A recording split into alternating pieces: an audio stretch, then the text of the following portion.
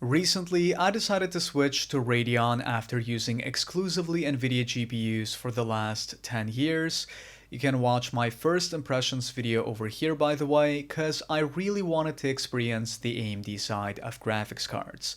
As you most likely know, the graphics card that I bought is the RX 6600 XT, which currently costs around $200 on the used market. For right about the same price, you can also get yourself an RTX 2070, which is exactly what I had before getting the 6600 XT, and in today's video we're going to be comparing them. The 2070 unfortunately isn't being sold brand new anymore, but the 6600 XT is, and as of recording this video, you can easily find one on websites like Amazon and Newegg for less than $300. In fact, you can even get yourself a 6650 XT at that price. Now, Nvidia currently doesn't have much to offer at these prices.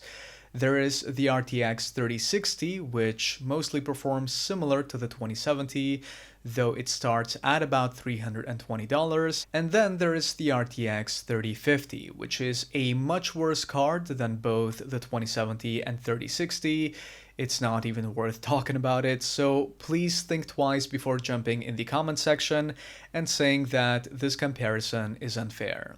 For the system specs, we have an MSI B350 PC-mate motherboard, a Ryzen 7 2700X paired with a Dark Freezer X128 tower cooler, 32GB of DDR4 3200 MHz memory from Team Group, and a 700-watt FSP Hydro power supply. Both graphics cards were tested using the latest drivers, and all the settings were exactly the same. They had the same settings in Afterburner.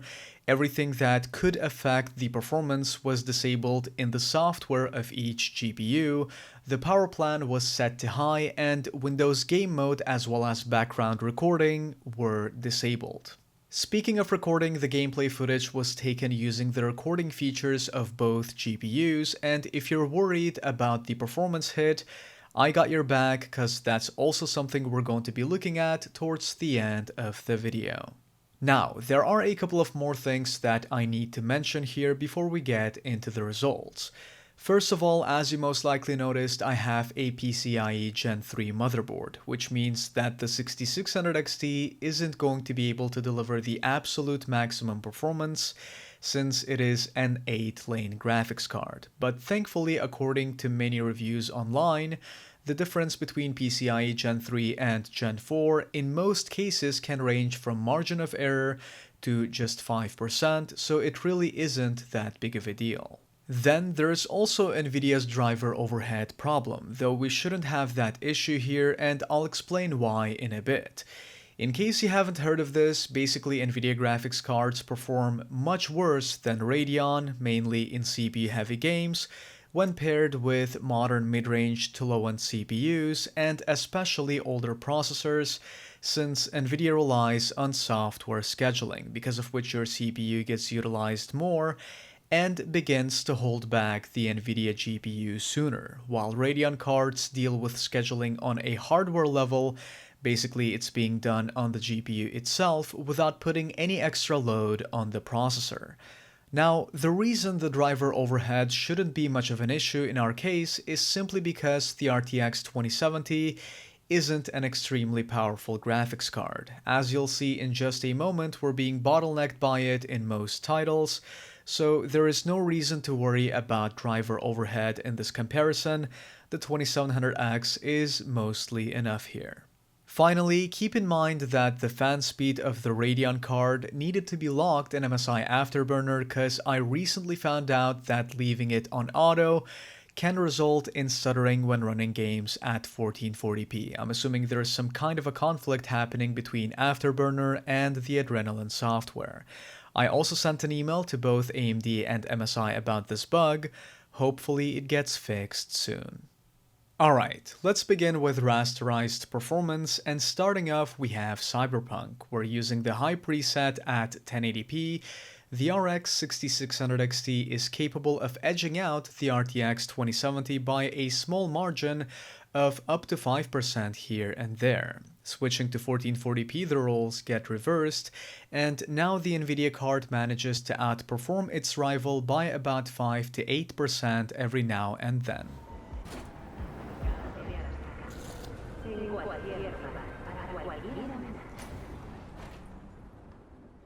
Next, we have God of War, and while both graphics cards are able to deliver a similar frame rate at 1080p, the experience with the 6600 XT is noticeably more consistent as evidenced by the frame time graph.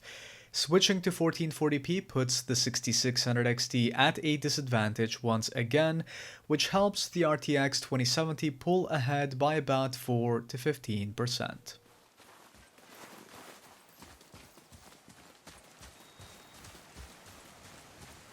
What did you find?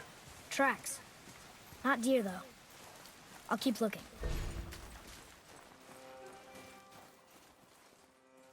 Next on the list we have Warzone 2, where the RTX 2070 performs extremely bad for some reason, and yes, I checked the results multiple times, tried reinstalling the drivers as well as the game itself, but this is what I got every time. At first I thought it was the game and expected to have a similar result with the Radeon GPU, but no, not only is the 6600 XT capable of delivering an up to 18% higher frame rate, but also a stutter-free experience.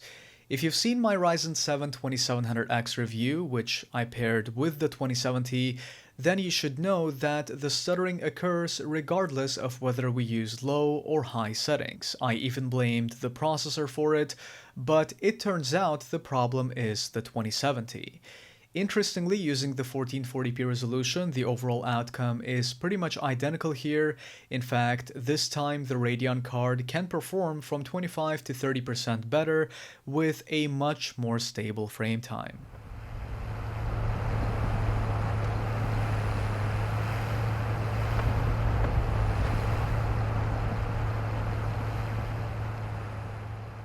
Moving on, we have Dying Light 2, where both GPUs are capable of delivering a similar frame rate when standing still, yet once we start moving, the 6600 XT pulls ahead by about 10 to 15% and keeps things stable, unlike the RTX 2070 that has a noticeable amount of fluctuation depending on where you look at, as you can see in this example, which isn't good because it feels like the game speeds up and slows down. Looking at 1440p results, we can see that the gap shrinks and the fluctuations on the 2070 are finally gone, yet the Radeon card still manages to pull ahead by about 10%.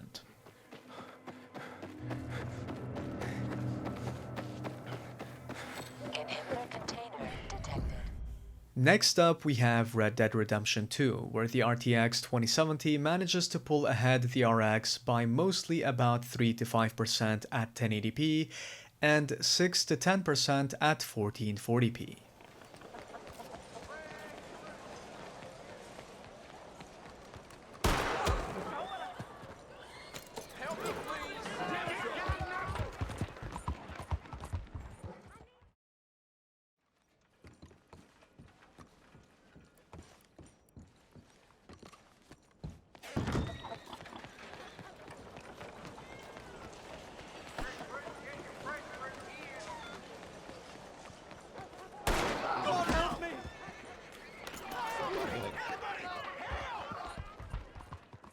Next, we have Apex Legends, and once again I triple checked the results, but no matter what I did, this was the outcome.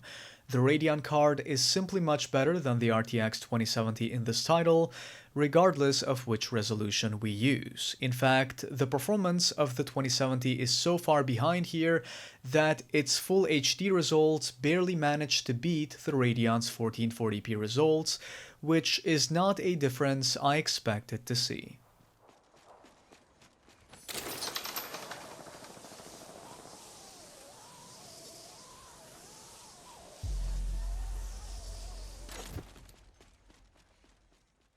Next up, we have Man Remastered, where both graphics cards seem to perform very similarly at 1080p when swinging through the city, though it is worth mentioning that the Radeon card is fully utilized, while its rival is not, meaning the performance of the 2070 is being limited by the CPU here. One thing that I noticed with the Radeon card when just looking at the city from above is when we first load up on that building, we're getting about 113 frames. Though once we swing forward a few blocks, come back and look at the same area, the frame rate drops down to about 84 FPS, which is a 26% drop. Now, thankfully the frame rate is pretty consistent when we're actually playing the game, but it is an interesting phenomenon nonetheless that doesn't seem to occur with the 2070. When it comes to 1440p results though, our CPU isn't bottlenecking the 2070 anymore the way it did at 1080p, making it an easy win for Team Green.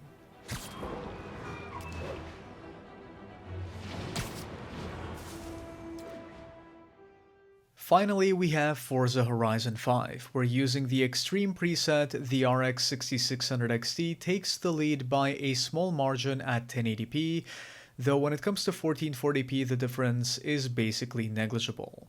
Ray tracing is something that gets enabled by default when using the Extreme preset, so I tried disabling it to see if the performance would increase, yet interestingly it only made things worse for the Radeon card, while results were identical with the RTX 2070. Another thing that is worth mentioning is the high VRAM usage of the 6600 XT in this title. As you can see, the memory usage of the Radeon card can reach or sometimes even exceed 8GB when using the Extreme preset at 1080p. Once the memory gets maxed out, the game begins running much worse, which isn't something that I experienced with the RTX 2070. Interestingly, the Radeon card has an overall higher VRAM usage than the 2070 in other games as well. The difference can range from a few hundred megabytes all the way up to 2GB, though thankfully Forza Horizon 5 is the only game where I experienced this drop in performance. When it comes to ray tracing results, there really isn't much to talk about. The 2070 easily outperforms the 6600 XT in both Cyberpunk and Dying Light 2 at 1080p, because of which I didn't see a point in testing more games. So if ray tracing is your thing, and if you're fine with the low frame rate or you don't mind reducing other graphics settings, the 2070 is definitely the way to go. Now let's have a look at DLSS and FSR. I tried 4 games which have different versions of FSR. Can't say anything about DLSS versions since it is simply not written in the settings of these games. I used the highest upscaling preset on both, which is quality, and to make things less confusing, I only used an RTX 2070. Looking at Forza Horizon 5, there is some ghosting with DLSS, while FSR doesn't reconstruct thin details as well, such as cables and antennas, but other than that, both upscaling implementations look just fine and deliver similar performance. DLSS does look more sharp here, I'd say even too sharp, but it's not something you won't be able to achieve with FSR by maxing out the sharpness slider if you wish to do so. Dying Light 2, which for now only supports FSR 2, unlike Forza that has FSR 2.2, also looks good using both implementations. Here we have ray tracing enabled, and with upscaling, we're getting a similar uplift on both compared to native, making the game much more playable. Once again, the drawback of DLSS is slight ghosting in certain conditions, while thin details or tiny objects don't show up as well with FSR. Cyberpunk has FSR 2.1 support, which is inferior to whatever the DLSS version we have here. Just like in Dying Light 2, we have ray tracing enabled, and while the performance uplift is identical on both, with FSR we have the aliasing/flickering issue, which isn't present on DLSS. Although in AMD's defense, DLSS suffers from shimmering here and there, which isn't as big of an issue with FSR.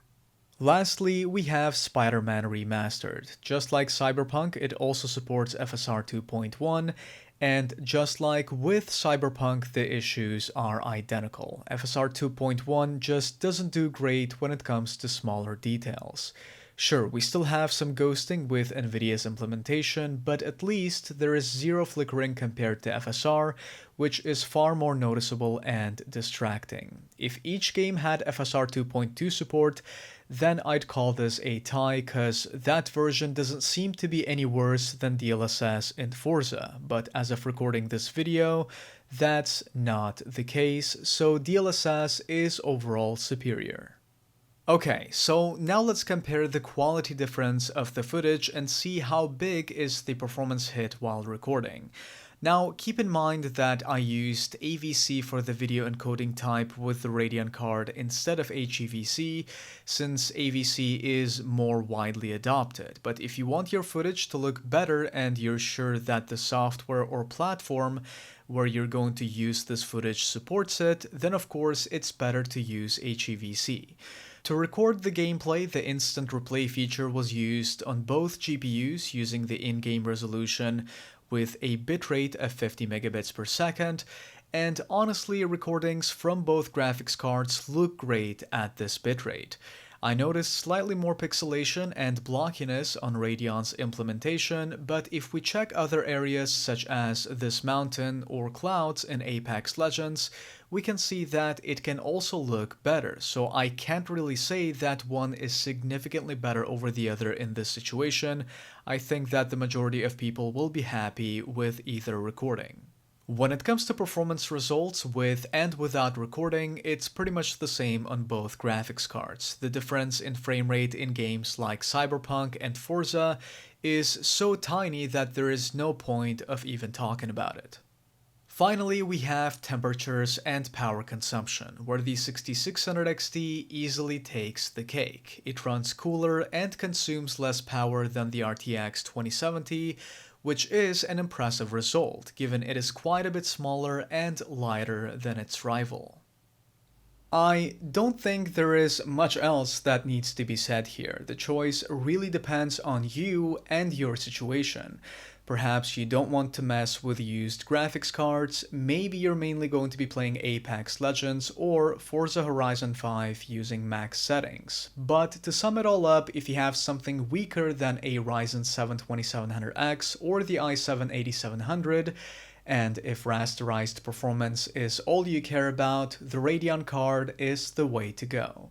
In case you care more about ray tracing, if you're going to be using upscaling or maybe streaming at low bit rates, go for the RTX 2070. In my opinion, both graphics cards are great, but the one I'll be keeping in my main PC is the RX 6600 XT. I absolutely love this thing. XFX, AMD, if you guys want to partner up, just let me know and we will figure something out. As you most likely know from my other video, once again, you can watch it over here, I only care about raw performance. I also tend to play Apex Legends from time to time, so it's nice to have that extra boost in FPS. But the main reason why I decided to keep the 6600 XT is simply because I had used NVIDIA for long enough.